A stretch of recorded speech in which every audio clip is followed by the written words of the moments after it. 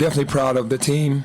The last exhibition game, before it gets real, played every guy on the roster today, because it was just one of those games with the point difference. But just definitely proud of, especially the second half when I challenged them, how they came out, how the starters came out with the energy in the second half.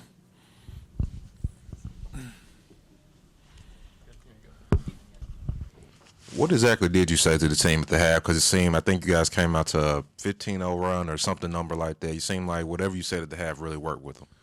Yeah, when you have a talented team, guys get complacent, and no matter how much you say, this is a game that we're playing against ourselves, because we always try to challenge ourselves to be the best that we can be. Guys still come out and be lax. So at the halftime, I just told them that they were out hustling us and out scrapping us, and they were the tougher team, and there's no way on our home floor that they should be tougher than us. And they changed the tone in the second half. We just have to start with that tone. Hey, Penny, what's the biggest difference from Exhibition 1 to Exhibition 2? I know you have more bodies out there, but what was the biggest difference in the two games?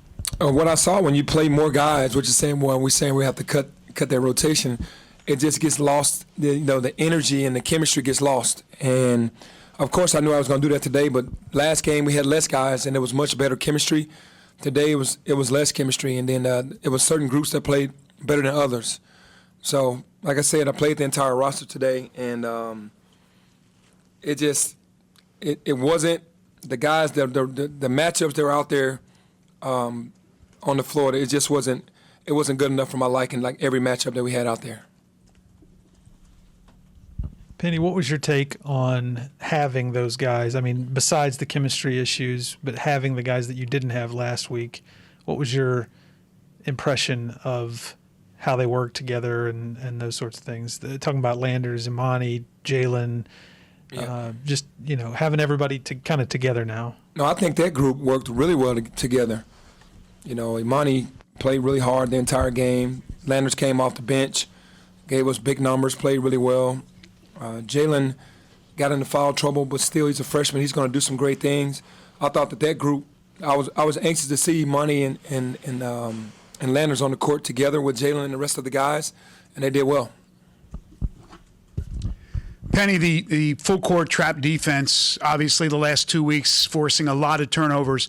Do you expect that we'll see that throughout games, even entire games, as good as you are and as deep as you are in pressing teams and forcing turnovers?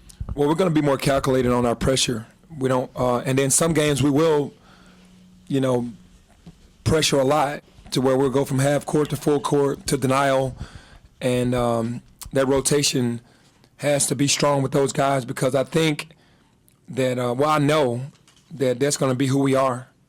Every night is a defensive team, and sometimes just a half-court shell defense isn't enough. You got to speed the game up, and we're ready to do that. But, 39 turnovers this game is phenomenal. I can't remember how many there were last game, 30 maybe. That's 69 turnovers. Obviously, that's not going to happen. We would love for that too, but then also to capitalize on that. But we're going to play that way. What did you think about Imani specifically? He didn't play lead guard a whole lot, but he's a great passer when he's not the lead guard. Does it not, having the ball in his hands all the time, liberate him to sort of be that creative? I guess my thoughts on Imani generally. I think it helps out. I think, Alex having the lead guard role in the game today helped him just, relax, kind of see things from the wing, play out of closeouts more, do things more dynamic from that point of view. And then when he had the ball, he made plays, he got more comfortable. I think that's what that allowed him to be way more comfortable. It's not like he can't play the lead role, but having Alex, a veteran at the point guard, can, relax him more. In regards to Landers, was it important for him to thrive coming off the bench like he did today, if indeed the starting lineup used tonight might continue with the backcourt? Yeah, I'm not sure if that's going to be the starting lineup, but yeah, it was important for him to come in and play well. He's been working really hard in the gym on his game, and it's showing. He's tried to add things to his game, like getting more in the paint instead of just relying on all threes. He had some really great assists tonight as well. So, yeah, it was big for us as a team with him and Imani playing together for the first time, with him being our leading scorer from last year and Imani being who he is, for him to come off the bench and really play well, and he did. Hey, Coach, on the press, it seemed like the guys was communicating well together. Are you happy with the communication, and are they communicating the right thing? Yeah, I am very happy with the communication. Like, you can't be upset. You're ecstatic with 39 turnovers. You can't even, like, dream that up when you're talking about putting pressure. You're just trying to speed a team up. When they're turning the ball over on that level, then that means it's becoming a part of the DNA of the guys. And the communication was perfect because we were trying to be calculated on when we came. We didn't want to run and then they just throw the ball over our head and advance the ball and get the numbers in their favor against us. We wanted to make sure that when we got the trap, that other guys were already in position to be ready to rotate. Following up on Mark's question, you had the conversation with Boogie last year about you could be buckets off the bench. That is not a conversation you've had with Landers yet? No. I haven't even thought about having that with him yet. So it's just, we're moving lineups around, but he thrives in every situation, so that says a lot about who he is. Are you ready? As a team, that's the end of the last exhibition game. You ready? I'm ready. After today, I saw what I needed to see in the last game. I'm ready. We have time for a couple more before we bring in the guys. You mentioned wanting to see Amani and Landers play together. What are some other combos that or are there any other combos of guys that you specifically wanted to see this preseason and if so, did you see them and what did you think? Yeah, I wanted to see Earl and Alo in the backcourt for defensive pressure, and that worked really well because both of those guys are strong and they're great defensively. I also wanted to see Malcolm and Jalen play together because I was wondering, we never played them together in practice. We always played them against one another. So to put them in the lineup, that lineup was one day before we actually started last game. That's the only time they had played together was the day before the game against Lemoyne.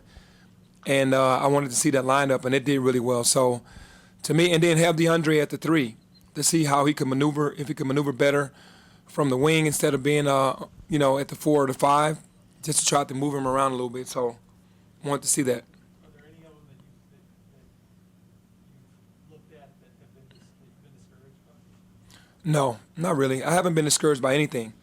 The only thing that we didn't try was, putting Imani at the point solely by himself and then just running the show, which he's been doing every day in practice.